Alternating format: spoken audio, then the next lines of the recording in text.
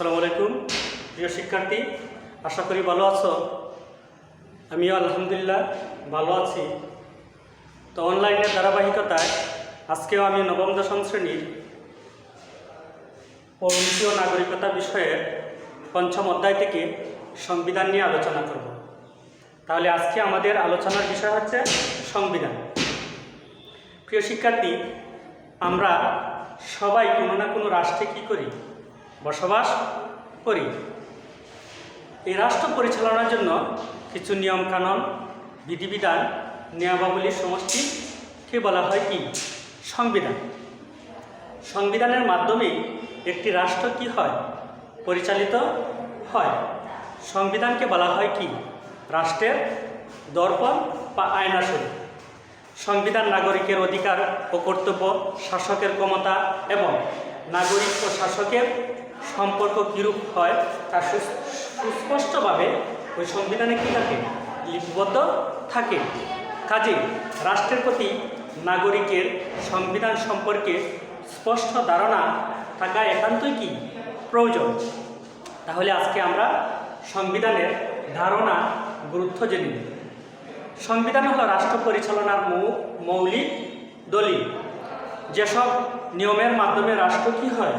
পরিচালিত হয়ে তাকে আমরা জানি সংবিধান বলে। সরকার কিভাবে নির্বাচিত হবে? আইন, শাসন ও বিচার বিভাগ কীভাবে কী হবে? গঠিত হবে। এদের ক্ষমতা কী হবে? জনগণ ও সরকারের মধ্যে সম্পর্ক কেমন হবে? এসব বিষয় সংবিধানে সুস্পষ্টভাবে কী থাকে? উল্লেখ থাকে। এইসব বিষয় সংবিধানের পরিপন্থী কোনো সিদ্ধান্ত গ্রহণ করা যায় না। তাই সংবিধানে রাষ্ট্রের চালিকা শক্তি বলা হয়ে থাকে। রাষ্ট্রবিজ্ঞানের জনক এরিস্টটল বলেন, সংবিধান হলো এমন একটি জীবন পদ্ধতি যা রাষ্ট্র স্বয়ং কী করেছে? বেছে নিয়েছে। তো সংবিধান প্রণয়ন পদ্ধতি। সংবিধান প্রণয়নের বিভিন্ন পদ্ধতি রয়েছে। তন্মধ্যে উল্লেখযোগ্য পদ্ধতিগুলো আলোচনা করা হলো। 1 নম্বর হচ্ছে সংবিধান প্রণয়ন করা হয় অনুমোদনের মাধ্যমে। জনগণকে সামাজিক, রাজনৈতিক, অর্থনৈতিক অধিকার থেকে বঞ্চিত করে অতীতে প্রায় সব রাষ্ট্রই স্বেচ্ছাচারী শাসক হিসাবে নিজের ইচ্ছা অনুযায়ী রাষ্ট্র কী করত? পরিচালনা করত।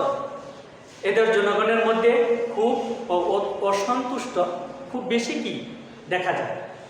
জনগণকে শান্ত করার জন্য এবং তাদের অধিকারকে স্বীকৃতি দেওয়ার জন্য এক পর্যায়ে শাসক কী করল? সংবিধান প্রণয়ন করে। যেমন 1225 সালের ইংল্যান্ডের রাজা জন ম্যাগনা কার্টা নামে অধিকার সনদ কী করে? স্বাক্ষরে বাধ্য হয়। এটি ব্রিটিশ সংবিধানের এক উল্লেখযোগ্য স্থান কী করেছে? দখল করে নিয়েছে। 2 নম্বর হচ্ছে আলাপ আলোচনার মাধ্যমে।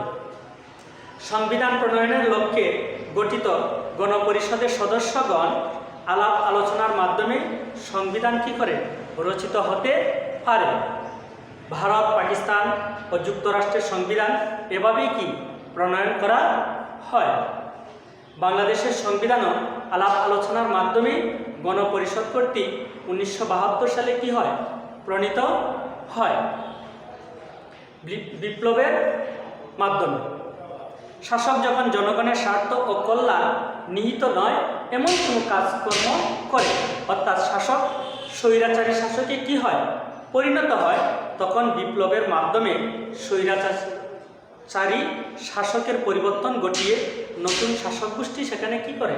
ক্ষমতা গ্রহণ করে এবং নতুন সংবিধান কী করে? রচনা করে।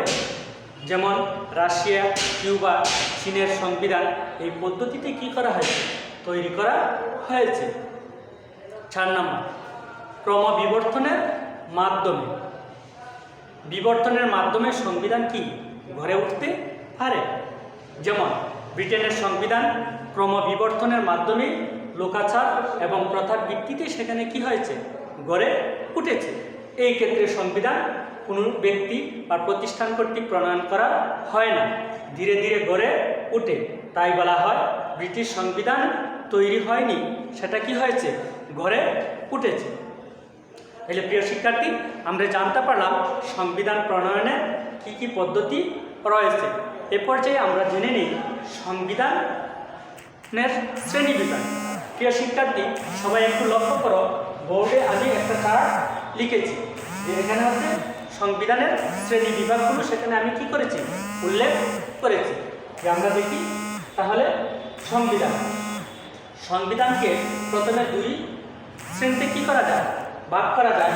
একটা হচ্ছে লিপিবদ্ধ বা লেখার লিপিবদ্ধ বা লেখার ভিত্তিতে, 2 নম্বর হচ্ছে সংশোধনের ভিত্তিতে।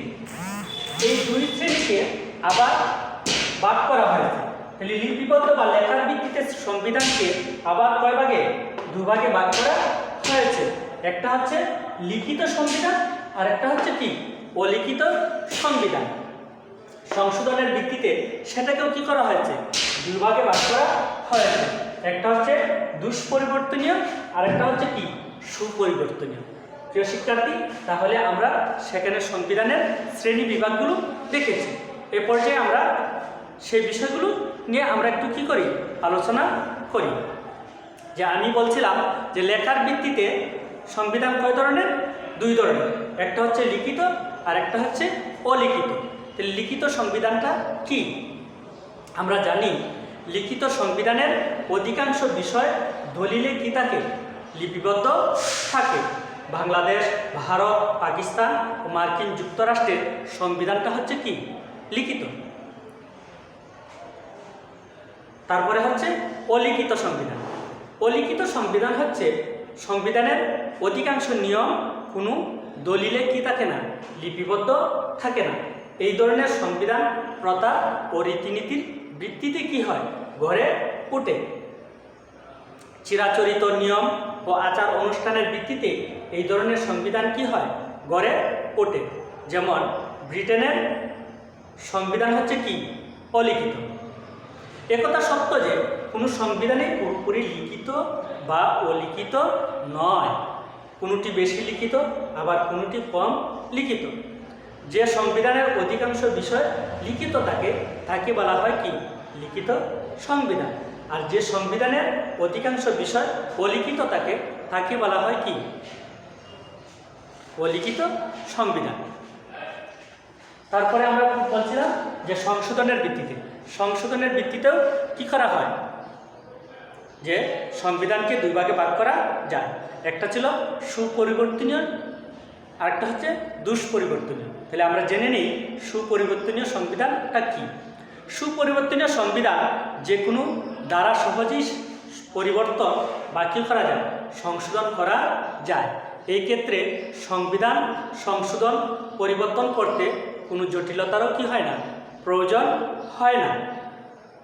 সাধারণত সংখ্যাগরিষ্ঠতায় আইনসভার এর যে কোনো অংশ এই সংবিধানটা কি করতে পারে, সংশোধন করতে পারে। ব্রিটিশ সংবিধান কি, সুপরিবর্তনীয় সংবিধান। দুষ্পরিবর্তনীয় সংবিধান কোনো দ্বারা সহজে কি করা যায় না, পরিবর্তন বা সংশোধন করা যায় না। এই ক্ষেত্রে সংবিধান পরিবর্তন সংশোধন করতে হলে জটিল পদ্ধতির আশ্রয় নিতে হয়। সাধারণ সংখ্যাগরিষ্ঠতায় এই ধরনের সংবিধান কখনো কি করা যায় না, পরিবর্তন করা যায় না। প্রয়োজন হয় বিশেষ সংখ্যাগরিষ্ঠতা সম্মেলন ও কি ভোটাভুটি। মার্কিন যুক্তরাষ্ট্রের সংবিধানটা হচ্ছে কি, দুষ্পরিবর্তনীয় সংবিধান। তাহলে প্রিয় শিক্ষার্থী, আমরা সংবিধান সম্পর্কে, সংবিধান কি জানলাম, সংবিধান প্রণয়নের পদ্ধতি জানলাম, সংবিধান কয় ধরনের জানলাম। আশা করি আমার ক্লাসটা তোমরা মনোযোগ সহকারে দেখবে, বুঝবে, এই আশা ব্যক্ত রেখে আজকে আমি বিদায় নিচ্ছি। সবাই ভালো থাকো, সুস্থ থাকো, ধন্যবাদ সবাই।